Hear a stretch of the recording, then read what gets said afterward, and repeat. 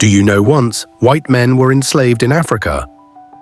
Not in the way history so often tells it, not in chains, not on distant shores, but in the highlands of Ethiopia, under the command of a warrior king who defied the British Empire itself.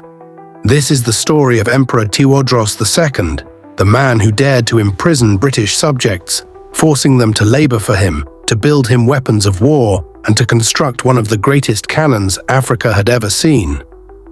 This is the story of Sebastopol, the monstrous cannon that symbolized his defiance, his ambition.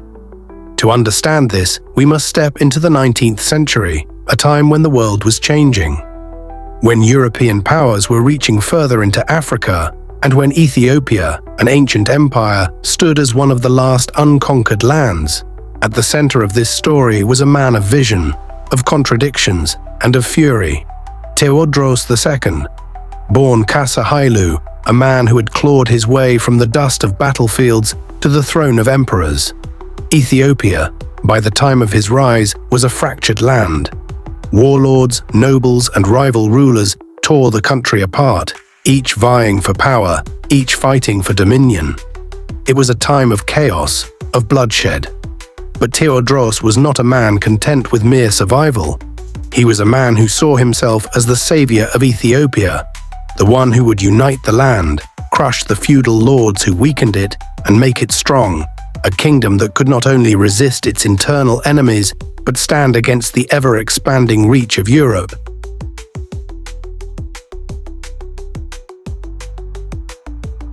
Yet, even as he united his empire with the might of his sword, Tewodros understood something.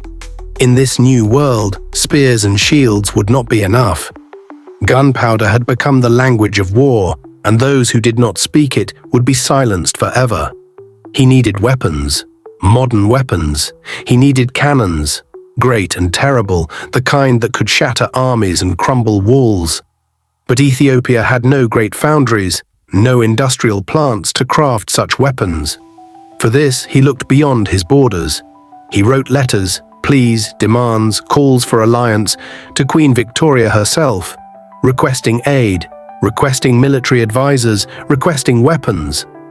And the British, ruling a vast empire, ignored him. To Tewodros, this was an insult of the highest order.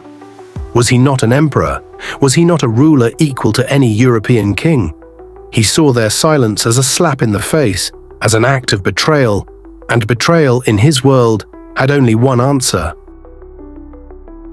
In 1863, he did the unthinkable. He seized British subjects.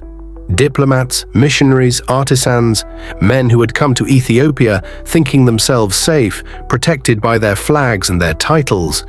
But no title meant anything to Tewodros. He saw them not as honored guests, but as the leverage he needed. And more than that, he saw them as labor. These prisoners were no mere commoners. Among them were skilled artisans, engineers, men with knowledge of gunmaking and ironwork, men who knew how to craft machines of war. And so, within the walls of his fortress in Magdala, Tewodros made them work.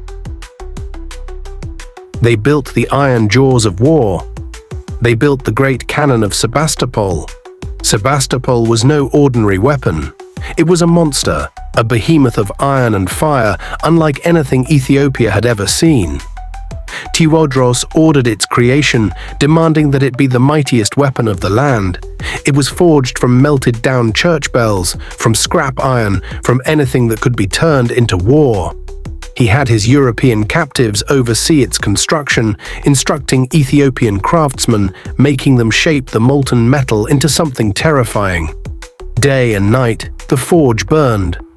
The hammer rang against iron, and Sebastopol took shape. It was massive, so massive that it took hundreds of men to move it, rolling it across the highlands on great wooden wheels, dragging it up the hills of Magdala, the emperor's mountain fortress.